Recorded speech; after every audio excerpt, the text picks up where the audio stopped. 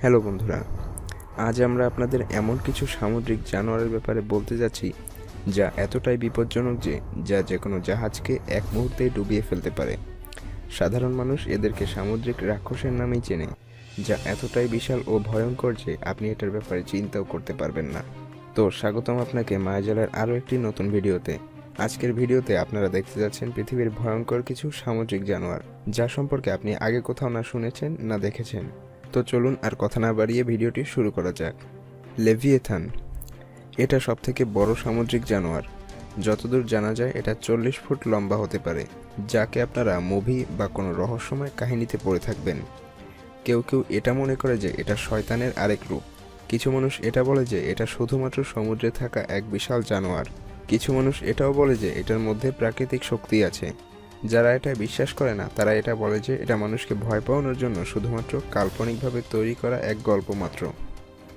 The গিগান্টিক octopus, এই সামুদ্রিক রাক্ষস সমুদ্রে যে কোনো জাহাজকে ডুবিয়ে ফেলার জন্য বিখ্যাত বলে জানা যায়।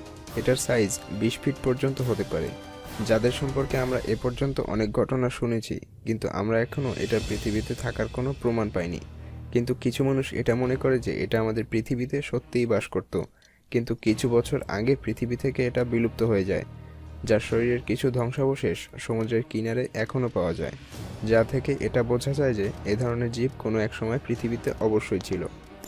দ্য ব্লুপ, এই মনস্টারকে নিয়ে দুটি থিওরি রয়েছে। প্রথম রহস্য অনুসারে এটা বড় এক সামুদ্রিক রাক্ষস, আর দ্বিতীয় থিওরি অনুসারে এটা শুধুমাত্রই একটা আওয়াজ যা আটলান্টিক মহাসাগরের বরফ ভাঙার ফলে সৃষ্টি হয়। ন্যাশনাল ওকেন্টিক অ্যাডমিনিস্ট্রেশন এর মতে এই মনস্টার আসলেই পৃথিবীতে বাস করে, আর তাদের মতে এটা খুবই বড় জানোয়ার যা সমুদ্রের খুবই নিচে বাস করে। আর পৃথিবীতে এখনও কয়েক ট্রিলিয়ন জীবজন্তু আছে যা মানুষের জানা নেই। সেই অনুসারে এই মনস্টারের পৃথিবীতে থাকার সম্ভাবনা রয়েছে।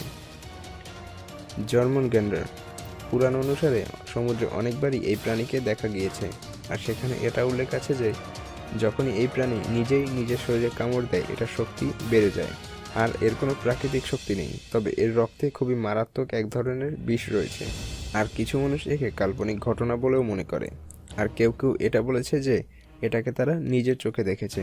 ডুবে যাওয়া জাহাজ থেকে বেঁচে ফেরা মানুষ অনেকে এটা বলে যে তাদের উপরে এই জানোয়ারই আক্রমণ করেছিল।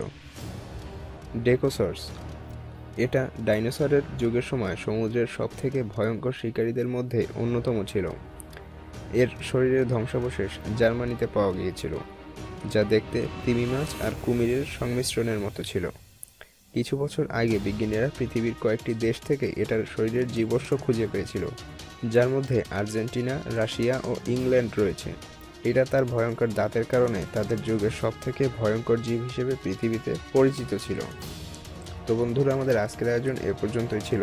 আপনি যদি এ ধরনের রহস্যে ভরা ভিডিও দেখতে পছন্দ করেন, তাহলে ভিডিও নিচে দেওয়া সাবস্ক্রাইব বাটনটি অবশ্যই প্রেস করবেন এবং পাশে রাখা বেল আইকনটি প্রেস করতে ভুলবেন না।